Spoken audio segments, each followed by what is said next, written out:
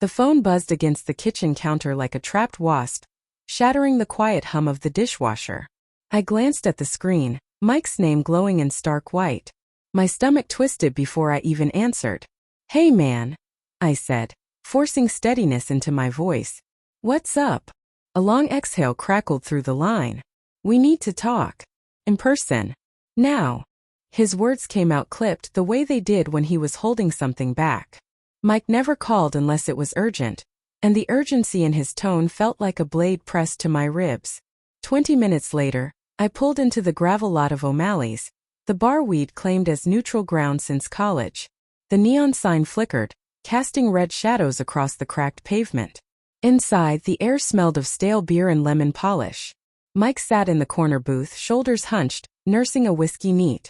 His knuckles were white around the glass. I slid in across from him. "You look like hell." He didn't laugh. Didn't even look up. "I'm sorry, Jake." His voice cracked on my name. "I didn't want to be the one to tell you." My pulse thudded in my ears. "Tell me what?" He finally met my eyes. The guilt there was a living thing writhing. "It's Sarah." The world tilted. Sarah. My Sarah. The woman who still left sticky notes on the bathroom mirror. "Don't forget to eat, love," who danced barefoot in the kitchen to old jazz records, who cried at commercials with puppies. What about Sarah? My throat felt lined with sand. Mike swallowed hard. "She's been with someone. For months." The words landed like a fist to the sternum. I couldn't breathe. Couldn't move. "You're wrong," I whispered. But even as I said it, fragments clicked into place. The late work dinners, the new lock screen password, the way she'd stopped reaching for my hand in the dark. "I wish I was." Mike's voice was barely audible over the bar's low murmur. "I saw them. At the Marriott off Route 9. Last Tuesday. I was there for a client meeting, walked right past the lobby. She was laughing with some guy in a navy suit. His hand was on her waist like it belonged there." I stared at the scarred tabletop, tracing a groove with my thumbnail until it bled. "Why didn't you tell me then?" "Because I'm a coward." He drained his glass. "And because I thought maybe I was wrong." But then I saw them again. Yesterday. Same guy. Same look in her eyes, the one she used to give you. The betrayal wasn't just Sarah's. It was Mike's silence. My best friend since we were 10, the guy who'd held my head when I puked after my dad's funeral, who'd been best man at our wedding. "How long have you known?" My voice shook. 3 weeks. He wouldn't look at me. I kept hoping it was nothing. Kept telling myself I was overreacting. But it's not nothing, Jake. It's real. I stood so fast the booth rattled. "I have to go." "Jake." I was already moving, the door slamming behind me like a gunshot. The drive home blurred. Red lights bleeding into street lamps, my knuckles white on the steering wheel.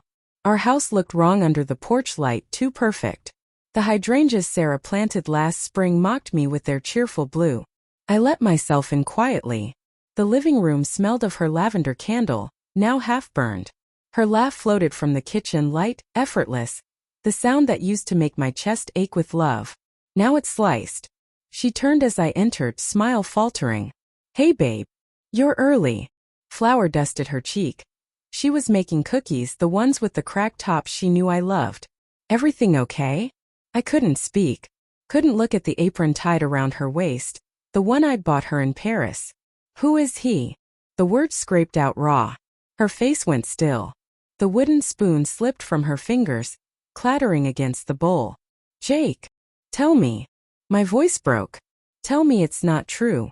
She crossed the kitchen slowly, like I was a wounded animal. I didn't mean for it to happen. Tears welled, but I couldn't feel sorry for her. Not yet. It was supposed to be just coffee. He's a client. Mark. He listened when I talked about feeling invisible. Invisible. The word exploded out of me. "I built this life with you. Every weekend I fixed the damn fence you wanted. Every night I came home early to cook with you. I know." She wrapped her arms around herself. "I know you did everything right. That's what made it worse. You were perfect and I was drowning. In motherhood, in routines, in being Sarah the wife. Mark made me feel like Sarah again. The girl who used to stay up all night writing poetry." I laughed, a bitter sound. "So you threw us away for poetry?" No, her voice cracked. I threw us away because I was scared. Scared of waking up at 50 and realizing I disappeared. The silence stretched, thick with the scent of vanilla and regret. I thought of Lily upstairs, her tiny sneakers by the door, the crayon drawing taped to the fridge. Daddy plus mommy equals forever. Does she know? I asked. Does our daughter know her mother's a liar? Sarah flinched. I ended it. Yesterday. After Mike saw us. I swear, Jake. It's over. Over. I stepped closer. Close enough to see the faint freckles across her nose I used to kiss every morning. You think over fixes this? You think I can unsee his hand on you? Unhear the way you laughed with him? Tears streamed down her face. I don't know how to fix it. I just know I love you. I never stopped. I wanted to believe her. God, I wanted to. But love wasn't enough anymore. Not when trust lay shattered on the tile between us like the dropped spoon. I need time, I said finally. My voice sounded like a stranger's. I'll sleep at Mike's. Jake. She reached for me, but I stepped back. Her hand fell limp.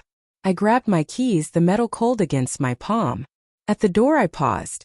The cookies, I said without turning. Burn them. The night air hit like ice. I drove with the windows down, letting the wind scour my face. Mike's porch light was on. He'd been waiting. He opened the door before I knocked. I'm sorry, he said again. I shoved past him. You should have told me the first time. I know. He closed the door softly. Beer. I sank onto his couch, the same one we'd hauled from his parents' basement 20 years ago. She says it's over. Mike handed me a bottle condensation slick. Do you believe her? I stared at the label peeling under my thumb. I don't know what I believe anymore.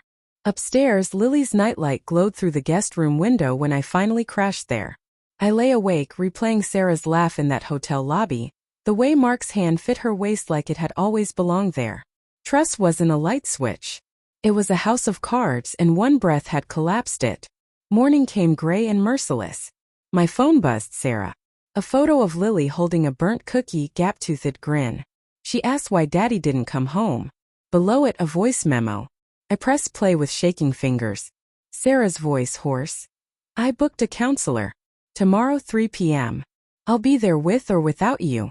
But Jake, I'm fighting for us. For the family we promised each other. I know I broke it. Let me help rebuild. I closed the phone. The ache in my chest was a living thing clawing.